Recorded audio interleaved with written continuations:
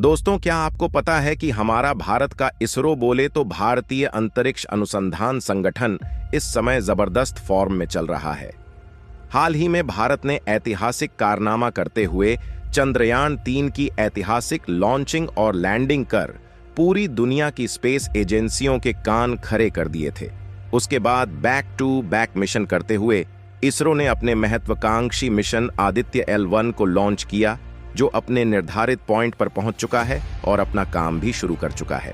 दोस्तों, इसरो के पास अभी ऐसे कई और मिशन हैं जो भारत की स्पेस एजेंसी इसरो को दुनिया की सबसे सफलतम एजेंसी बना देने की ताकत रखते हैं।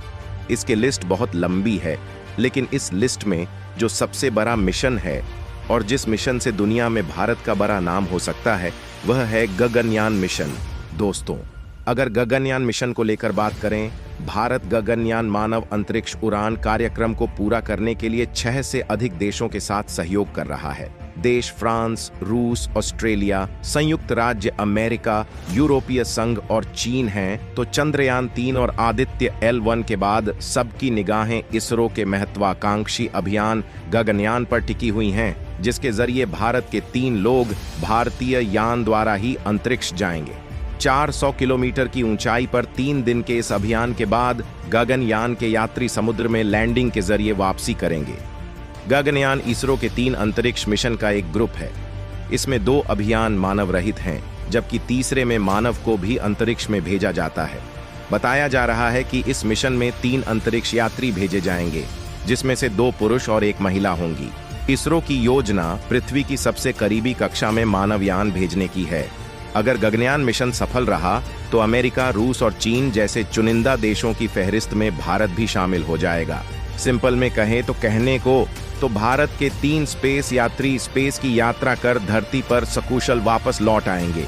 लेकिन उसके बाद जो प्लान भारत के वैज्ञानिकों ने सोचा है, वह भारत को काफी अमीर बना सकता है। अब आपके मन में सवाल चल रहा होगा कि आखिर इस मिशन के बाद ऐसा क्या होने वाला है जिसे दुनिया भर के लोग भारत की स्पेस एजेंसी इसरो को मालामाल कर देंगे। दोस्तों, ऐसा ही कुछ होने वाला है। इस मिशन के बाद इसरो बहुत कुछ करने की सोच रहा है, जिसको लेकर नासा भी अभी तक काफी पीछे हैं, यानी कि वह भी इसी काम में लगा हुआ है। आज की इस वीडियो में हम आपको इस सवाल का जवाब तो देंगे ही, साथ ही आपको यह भी बताएंगे कि आखिर क्यों आने वाला वक्त स्पेस सेक्टर का होगा। स्पेस में ही बार होंगे, स्पेस में ही दुनिया के देशों के बीच जंग लड़ी जाएगी। इसी चीज को ध्यान में रखते हुए भारत स्पेस की इस रेस में पीछे नहीं रहना चाहता। इसीलिए भारत का इसरो जल्दी ऐसी लॉन्चिंग और ऐसे मिशन लॉन्च करने वाला है, जिसके बारे में आपने कभी सोचा तक नहीं होगा। दोस्तों, आज की इस वीडियो में हम आपको इसरो की तरफ से सामने से आ रही 2 दमदार अपडेट के बारे में जानकारी देने जा रही हैं। साथ ही आपको इसरो के उस प्लान के बारे में जानकारी देंगे, जिससे इसरो पर डॉलर की बारिश शुरू हो जाएगी। दोस्तों, ऐसा ही जबरदस्त जानकारी जानने से पहले अगर आप एक सच्चे देशभक्त हैं तो इस वीडियो को एक लाइक जरूर कर दीजिए और कमेंट बॉक्स में इसरो की मेहनत और कामयाबी के लिए जय इसरो जरूर लिखें। और साथ ही अगर अभी तक आपने मेरे चैनल को सब्सक्राइब नहीं किया है तो सब्सक्राइब जरूर से कर दें। तो चलिए दोस्तों, हम अपने टॉपिक पर आते हैं। सबसे पहले बात करते हैं, आखिर इसरो ने गगनयान मिशन को लेकर ऐसा कौन सा नया प्लान ऐलान किया है जिससे पूरी दुनिया की स्पेस एजेंसियों की नजर भारत पर टिक चुकी है। इंसान से पहले रोबोट को अंतरिक्ष में भेजेगा इसरो। दोस्तों, इसरो नहीं चाहता है कि उसके इतिहास का सबसे अहम प्रोजेक्ट गगनयान मिशन फेल हो जाए, या फिर जरा से भी इसमें कोई गलती हो, क्योंकि इसमें जो अंतरिक्ष यात्री जा रहे हैं उन्हें वापस भी सुरक्षित लाना है और इसी पर टिका है भारत के भविष्य का मिशन, यानी कि स्पेस टूरिज्म। जरा सी गलती भारत के मिशन को फेल कर सकती है। यही कारण है कि भारत पहले एक महिला रोबोट को स्पेस में भेज रहा है, ताकि गलती की कोई गुंजाइश ना रहे। गगनयान मिशन की 100% सफलता के लिए इसरो ने एक महिला रोबोट को तैयार किया है, जिसका नाम है व्योम मित्र।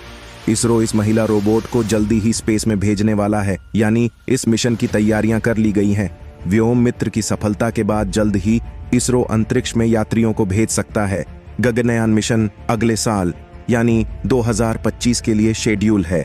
गगनयान मिशन से पहले व्योम मित्र का स्पेस में जाना बहुत जरूरी है। व्योम मित्र के अंतरिक्ष में उड़ान भरने की उम्मीद है। तो दोस्तों, सबसे पहले आप व्योम मित्र को समझ लीजिए।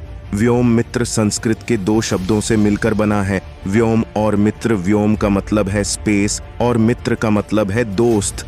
तो इस महिला रोबोट को इंसानी रूप दिया गया है। इस रोबोट में आपको इंसानों जैसी काया देखने को मिलेगी। इंसानों से पहले व्योम मित्र को अंतरिक्ष में भेजने का कारण ये है कि महिला रोबोट अलग अलग मापदंडों की निगरानी कर सकता है। इसके अलावा अलर्ट जारी कर सकता है और लाइफ सपोर्ट ऑपरेशन को अंजाम दे सकती है। सिर्फ इतना ही नहीं, महिला रोबोट 6 पन्नेलों को ऑपरेट करने और सवालों के जवाब देने में सक्षम है। महिला रोबोट अंतरिक्ष यात्रियों की तरह ही काम करेगी और जरूरी निर्देशों को समझेगी कि ग्राउंड स्टेशन में वैज्ञानिकों और टीम से संपर्क करके बात भी कर सकेगी। व्योम मित्र को इस तरह से डिजाइन किया गया है ताकि अंतरिक्ष वातावरण में इंसान कैसे काम करेंगे इसे समझा जा सके। दुनिया भर से हजारों डॉलर कमाएगा इसरो गगनयान मिशन पर, जिस पर पूरा का पूरा खेल टिका हुआ है। अब आपका सवाल होगा, आखिर वह कौन सा खेल? तो दोस्तों, वह खेल है स्पेस टूरिज्म का, और इसी के जरिए भारत और दुनिया भर से हजारों डॉलर छापने वाला है।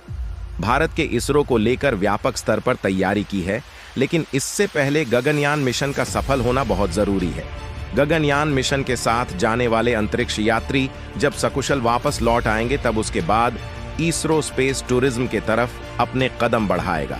आपको बता दें, अमेरिका से लेकर चीन, जापान और भारत स्पेस टूरिज्म की दिशा में तेजी से काम कर रहे हैं। भारतीय अंतरिक्ष अनुसंधान संगठन इसरो ने बताया कि साल 2030 तक अंतरिक्ष की सैर की जा सकती है, जिसके लिए प्रति व्यक्ति को 6 करोड़ खर्च करने पड़ेंगे। भारत में अपने खुद के अंतरिक्ष टूरिज्म मॉडल को लेकर काम चल रहा है, जो कि पूरी तरह से सुरक्षित है। इसरो चीफ एस सोमनाथ ने कहा कि यात्रा करने वाले लोग खुद को अंतरिक्ष यात्री कह पाएंगे। हालांकि सोमनाथ ने अभी तक यह साफ नहीं किया कि अंतरिक्ष पर्यटन उपकक्षीय होगा या ऐसी यात्राओं में यात्री अंतरिक्ष के किनारे लगभग 15 मिनट बिताते हैं।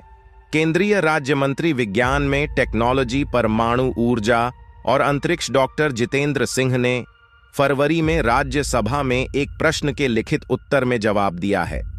इसरो ने भारत के उपकक्षीय अंतरिक्ष पर्यटन के लिए व्यवहार का अध्ययन करना शुरू कर दिया है। इसरो स्पेस इंजीनियर और वित्तीय विश्लेषक टेनिस डीटो 2001 में 60 वर्ष के थे जब पहले भुगतान करने वाले अंतरिक्ष पर्यटक बने। उन्होंने सोयूज अंतरिक्ष यान पर उड़ान भरने और अंतर्राष्ट्रीय अंतरिक्ष स्टेशन पर 1 सप्ताह बिताने के लिए रूस को $20 मिलियन का भुगतान किया था। उसके बाद भी स्पेस एक्स जैसी कई कंपनियों ने लगभग $4.5 लाख से उपकक्षीय अंतरिक्ष उड़ानों पर टिकट के साथ अंतरिक्ष में भ्रमण की पेशकश शुरू कर दी है। चलिए अब आपको चंद्रयान 2 के ऑर्बिटर के एक और कामयाबी से रूबरू करवाते हैं, जिसने धधकते सूर्य के कई राज खोले हैं। दोस्तों, चंद्रयान 2 का ऑर्बिटर लगातार काम कर रहा है और स्पेस में इसरो के लिए नए नए राज खोल रहा है। अब इसी ऑर्बिटर ने धधकते सूरज का एक और राज खोल दिया है। दरअसल भारत के चंद्रयान 2 चंद्रमा और ऑर्बिटर ने भारी तादाद में रहस्यमयी सोलर फ्लेयर का पता लगाते हुए इनको लिस्टेड कर दिया है। इस नए खुलासे ने सूरज के वायुमंडल से आने वाले रहस्य, धीमी गति से बढ़ने वाले और अत्यधिक गर्म विस्फोट की सूची बनाई है। इससे पता चलता है कि न अजीब तरह की सुस्त चमक की पर्याप्त मात्रा जो पहली बार 1980 के दशक में खोजी गई थी। एक गहरी जांच की इसमें जरूरत है धीमी गति से बनने वाले सोलर फ्लेयर्स की। सबसे व्यापक सूची से पता चलता है कि यह सभी तेज नहीं होते। आपकी जानकारी के लिए बता दूं कि सोलर फ्लेयर्स ऊर्जा के विस्फोट है जो तब घटित होते हैं जो दूरी के चुंबकीय क्षेत्र रेखाएं क्रॉस करती हैं या फिर टूट जाती हैं और अंधेरे स्थानों के आसपास फिर से झुर जाती है। इनको सनस्पॉट कहा जाता है। यह रेडिएशन अगर तेज हो तो उपग्रहों को नुकसान पहुंचा सकता है। यहाँ तक कि पृथ्वी पर बिजली और संचार जैसे बुनियादी ढांचे को भी प्रभावित कर सकता है। चंद्रयान 2 के लूनार ऑर्बिटरों का प्रयोग करते हुए शोधकर्ताओं की टीम ने 3 साल में धीमी गति से बढ़ने वाली ऐसी 1400 ज्वालाओं का पता लगाया है।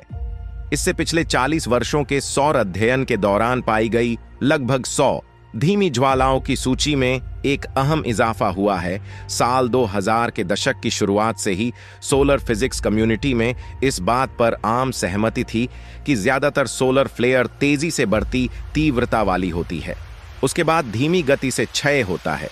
लेकिन इस शोध से पता चला कि सभी सौर ज्वालाएं उस पैटर्न का पालन नहीं करती।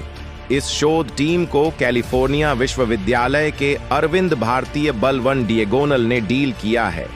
गगनयान कार्यक्रम का उद्देश्य विशिष्ट विज्ञान और प्रौद्योगिकी क्षेत्रों में घरेलू अनुसंधान और विकास को प्रोत्साहित करना है।